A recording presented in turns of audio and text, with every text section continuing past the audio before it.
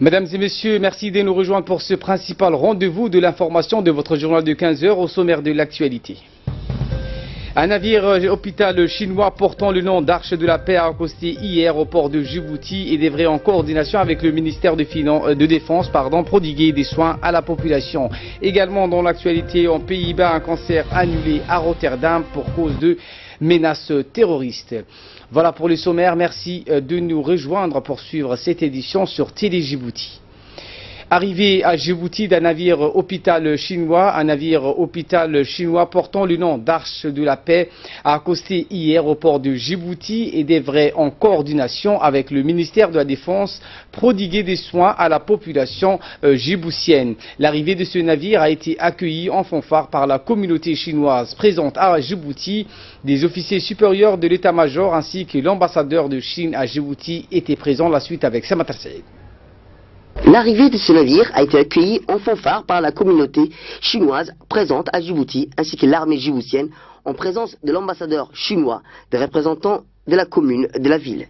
Une importante délégation conduite par le général de brigade Daher Mohamed Ali, chef d'état-major de la défense par intérim, était présent à l'accostage du bâtiment. Était également présent le directeur des services de santé des armées, le médecin-colonel Ahmed Hassan Boulaleh, le commandant de la marine nationale, le colonel Abdurrahman Adencher, ainsi que de nombreux officiers. Après les salutations et les honneurs militaires, la délégation djiboutienne est montée à bord du bâtiment hôpital pour une prise de contact avec le vice-amiral Guan et les membres d'équipage du navire chinois. La partie chinoise a présenté à la partie djiboutienne le navire hôpital et ses différentes composantes, ainsi que le plan d'action envisagé pour apporter des soins aux Djiboutiens. Le général Daher Mohamed Ali, qui a souhaité la bienvenue au navire et son équipage, leur a assuré que tout sera fait par l'armée djiboutienne pour que cette mission sanitaire chinoise soit un succès. C'est dans cette optique que ce matin, le CMGA, le général d'armée Zakaria Cher Ibrahim, a reçu le chef de mission médicale chinoise dans son bureau. Le vice-amiral Guan est le chef de la mission médicale chinoise conduite par le navire dénommé l'Arche de la Paix. Le vice-amiral Guan était accompagné par le capitaine Vos Go, commandant du navire, ainsi que de nombreux officiers chinois. Est également présent à cette entrevue le colonel supérieur J, attaché de défense auprès de l'ambassade de Chine à Djibouti, et son adjoint, le lieutenant-colonel Chen. Les discussions entre les deux responsables ont porté essentiellement sur les relations de coopération entre l'armée chinoise et l'armée djiboutienne. Il a été aussi question de prestation de pointe de cette navire hospitalière.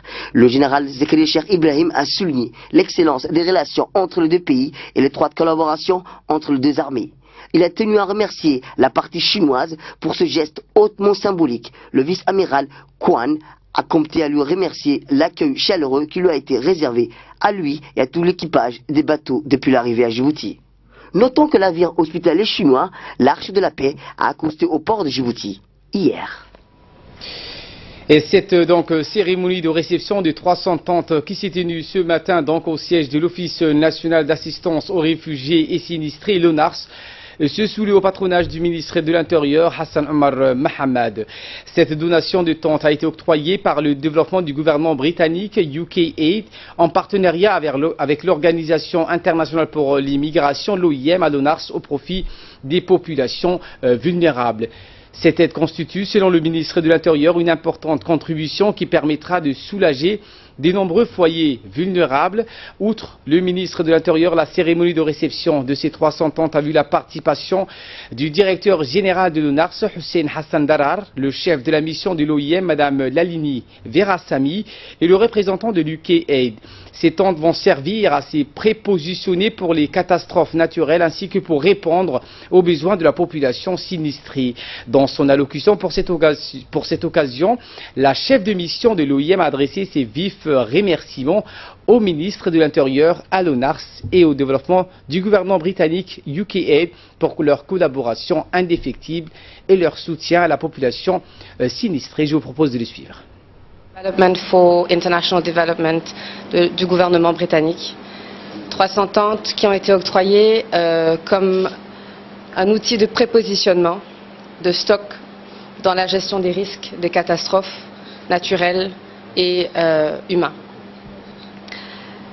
C'est une donation très conséquente que DFID aujourd'hui remet au ministère de l'Intérieur et en son propre nom le ministre de l'Intérieur qui est présent aujourd'hui. Une donation très importante qui permettra à l'ONARS, mais au gouvernement djiboutien de manière générale. Et pour sa part, le ministre de l'Intérieur, Hassan Omar Mohamed, a donc remercié l'OIM et UKAID pour cette donation de 300 tentes. Il a indiqué que cette aide s'inscrit dans la protection des populations vulnérables. Cette aide s'inscrit dans le cadre de la protection des populations sinistrées. À ce titre, j'aimerais rendre un hommage appuyé à l'Organisation internationale pour l'immigration qui se tient toujours à nos côtés dans l'assistance aux plus nécessiteux. L'OIM, en partenariat avec l'Agence internationale pour le développement du gouvernement britannique, vient de nous remettre ces 300 tentes. Cette donation constitue une importante contribution car elle permettra de soulager de nombreux foyers vulnérables. Ces tentes sont désormais sous la responsabilité de l'ONARS, qui est l'organe gouvernemental chargé de l'assistance aux réfugiés et aux sinistrés en République de Djibouti. C'est pourquoi le gouvernement se prépare à engager une large réforme qui transformera de fond l'ONARS. Cette grande institution gouvernementale sera appelée à prendre la forme d'une agence humanitaire investie de compétences plus élargies et dotée de moyens autrement plus conséquents. Une réforme qui devra donner à l'Office national d'assistance aux réfugiés et aux sinistrés une plus grande autonomie et plus d'envergure pour s'acquitter dignement et fièrement de ses responsabilités. Soyez assurés que l'ONARS en fera le meilleur usage en les distribuant en temps utile aux populations les plus nécessitées. Vive l'OIM, vive les UKAID, vive l'ONARS. Ensemble, on pourra effectivement lutter contre les catastrophes naturelles et porter assistance aux populations les plus nécessiteuses. Continuons notre collaboration. Dans le cadre du renforcement de la coopération entre Djibouti et le Sénégal, le ministre de la Santé, le Dr Jama Elmi Oukiye, vient d'achever une visite de travail de 3 jours au Sénégal. Le ministre a répondu à une invitation qui lui a été adressée par son homologue, Madame le professeur Awa Marie Kolsek. Les 2 hauts responsables s'étaient retrouvés à Genève alors que des assises de l'Organisation mondiale de la santé en mai dernier. Le ministre Jama Elmi Oukiye a indiqué que cette mission a permis de jeter les bases d'une fructueuse coopération entre les 2 pays en matière de santé et de partager les expériences. Les 2 ministres ont ainsi abordé la question du placement des médecins généralistes djiboutiens dans les filières spécialisées de la faculté de médecine de Dakar. À l'issue de cette mission, les 2 pays ont ratifié un mémorandum d'entente jetant donc les bases d'une coopération bilatérale stratégique et permettant des échanges fructueux dans les domaines tels que la formation des ressources humaines qualifiées, médecins spécialisés, pharmaciens et personnel paramédical, la problématique de la gestion des médicaments et du matériel, la gestion des épidémies et catastrophes. Fin de citation. Les 2 ministres de l'Éducation nationale donc, et son homologue et son collègue Mohamed Mahmoud et de l'enseignement Nabil Mohamed Ahmed ont été reçus hier au palais présidentiel de Carthage par le président tunisien Béji Essebsi. Cette rencontre a permis de faire un tour d'horizon des relations bilatérales et ainsi d'évoquer certaines questions d'intérêt commun. Les 2 ministres se sont rendus donc en Tunisie pour participer au forum Tunisie-Afrique subsaharienne.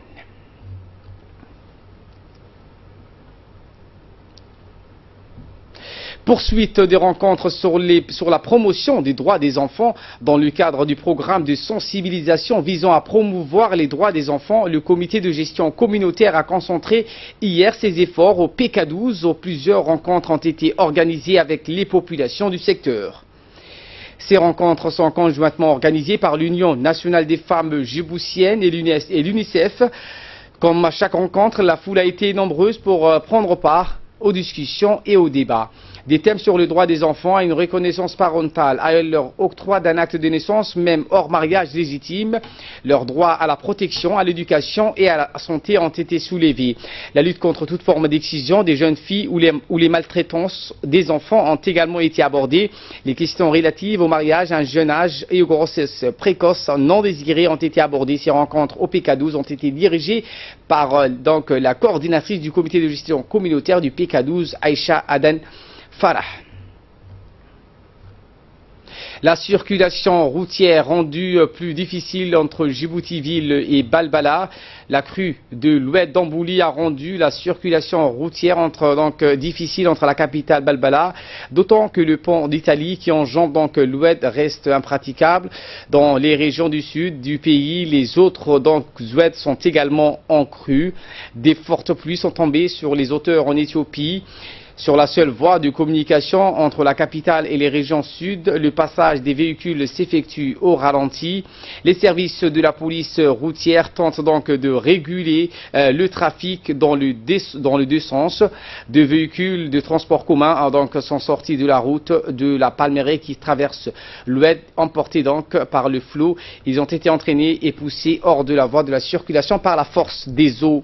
Ils se retrouvent désormais sur le bas-côté de la route. Cet incident n'a heureusement pas fait de victimes. Nécrologie pour clore l'actualité nationale. Nous avons donc le regret de vous annoncer le décès de feu Othman Ahmed Himad survenu samedi dernier à l'hôpital Pelletier, né en 1936, retraité de la santé publique. Feu Othman Ahmed Himad laisse derrière lui une famille nombreuse, dont une veuve, 10 enfants et 21 petits-enfants. Il était le père de notre ancien collègue Wagdi Oudpan, journaliste à la radio-télévision. En cette circonstance et douloureuse événement, la direction et l'ensemble du personnel de la radio-télévision adressent ses sincères condoléances et à toute la famille de feu Othman Ahmed et prie le bon Dieu de l'accueillir dans son paradis éternel.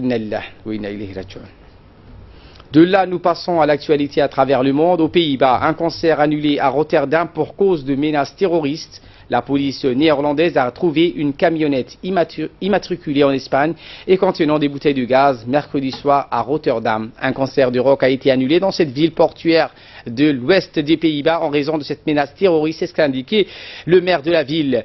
Le groupe de rock californien Alalas devait se produire dans la salle Massilo dans une zone portuaire au sud de Rotterdam. Mais le concert a été annulé juste avant qu'il ne commence en raison d'une menace terroriste. C'est ce qu'a indiqué donc les responsables du concert. Des dizaines de spectateurs ont été refoulés et la zone bloquée. L'information a rapidement été confirmée par la police néerlandaise et par le maire de la ville, Ahmed Abou Taleb, qui s'est déjà exprimé devant la presse. La police néerlandaise a été prévenue par les services de sécurité espagnols en fin d'après-midi, c'est ce qu'a précisé donc l'édile. Les forces de sécurité ont découvert une camionnette qui stationnait aux abords de la salle. Le véhicule qui portait une plaque d'immatriculation espagnole contenait des bonbonnes de gaz. Son conducteur a été arrêté dans la soirée. Il était interrogé et serait donc d'origine espagnole, selon le quotidien El País. Toutefois, a prévenu Ahmed Abou Taleb, où n'on peut pas établir maintenant si la camionnette avec les bouteilles de gaz est liée à la menace terroriste. Les Pays-Bas ont pour donc l'heure été épargnés par la vague d'attentats qui touche leurs proches voisins européens, mais restent sur leur garde. Le Centre national de coordination pour la sécurité et l'antiterrorisme a fait savoir que le degré de vigilance au niveau important depuis donc plusieurs années n'avait pas été relevé. Typhon Hato à Hong Kong, le bilan s'alourdit, 12 morts. Le bilan du typhon Hato qui a déferlé sur Hong Kong et le sud de la Chine en sémant. La destruction s'est alourdie jeudi, hier, à 12 morts. 8 personnes ont été tuées à Macao, le paradis du jeu, le plus durement touché par la tempête. L'ancien comptoir portugais a subi d'importantes inondations. C'est donc ces images que vous voyez qui montraient des voitures sous l'eau. et des gens en train de nager dans la rue. Un homme est mort écrasé par un mur, un autre est tombé d'une terrasse située au 4e étage et un touriste chinois a péri renversé par un camion. Le gouvernement de Macao a annoncé donc que le corps d'un homme avait été retrouvé donc ce matin dans un parking, mais n'a fourni aucune précision sur les autres décès. Les habitants se sont plaints des coupures d'électricité, tandis que plusieurs casinos ont dû donc recourir aux générateurs. À Hong Kong, les autorités avaient décrété l'état d'alerte maximal de niveau 10 pour la 3e fois seulement depuis la restitution de la Chine de l'ancienne colonie britannique en 1997. Voilà pour l'essentiel de ce 15h. Merci de votre fidélité. Restez avec nous dans quelques minutes sur le Focus avec Hussein Aouled.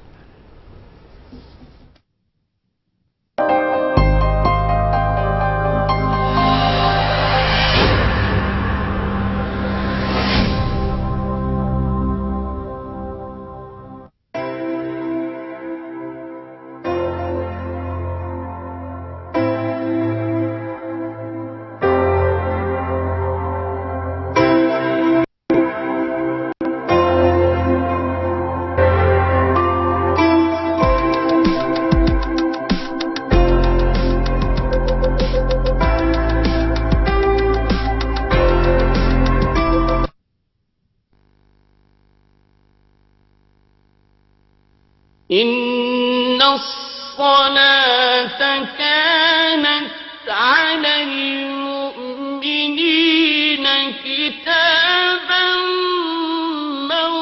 موقوتا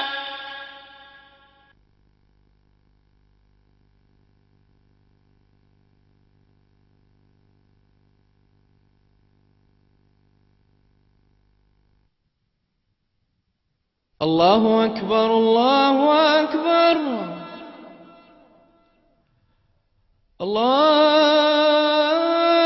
الله أكبر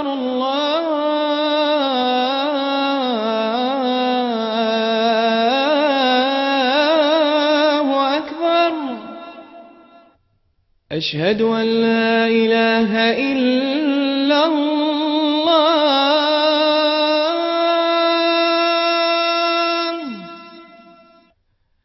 أشهد أن لا إله إلا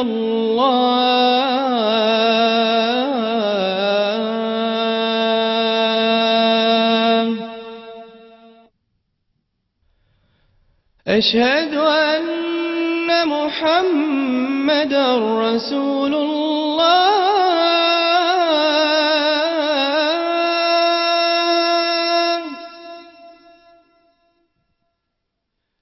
أشهد أن محمدا رسول الله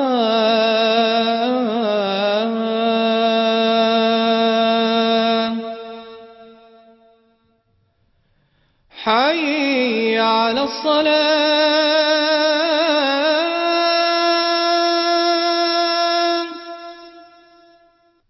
حي على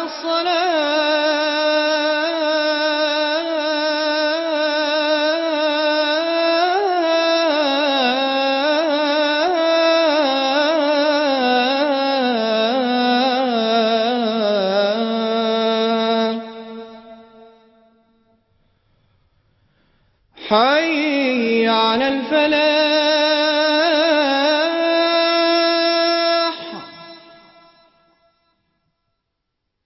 حي على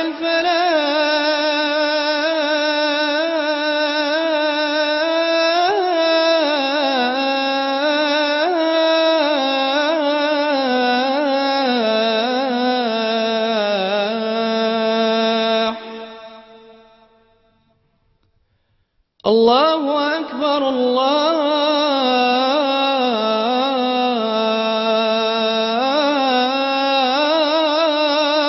أكبر لا إله إلا الله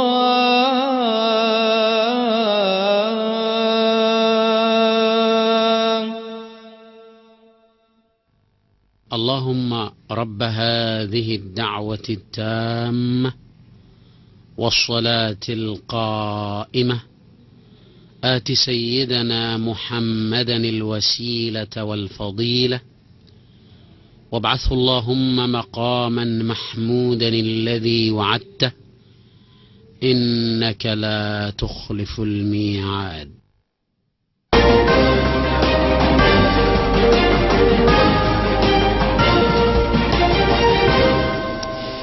Merci de nous rejoindre pour les minutes du focus. Hussein Aoulé nous a rejoint sur le plateau. Hussein, bonjour. Bonjour Ali.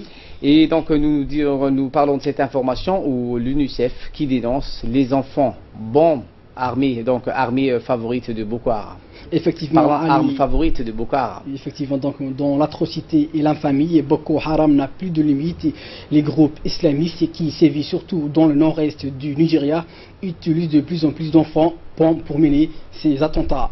L'UNICEF le dénonce, chiffre à l'appui, des données qui font frémir. Depuis le 1er janvier dernier, 83 enfants qui avaient moins de 15 ans ont servi de kamikazes à recenser les fonds des Nations Unies pour l'enfance. Cela fait presque 4 fois plus de petites victimes de Boko Haram en 8 mois que tout au long de l'année dernière. Et les filles nigérianes sont sacrifiées encore plus que les garçons. Ils étaient au nombre de 55 parmi les 83 victimes, 27 étaient des garçonnettes.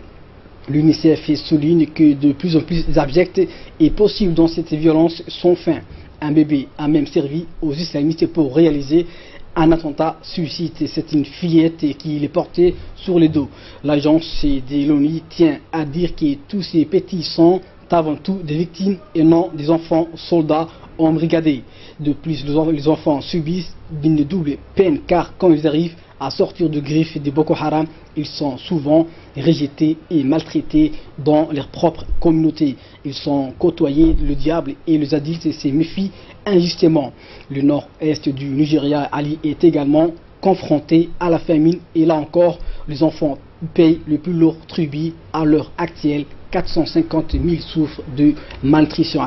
450 000, donc c'est un chiffre alarmant. Merci pour ces précisions. Hussein, merci à vous de l'avoir suivi et très bon suivi des programmes sur Télé Djibouti.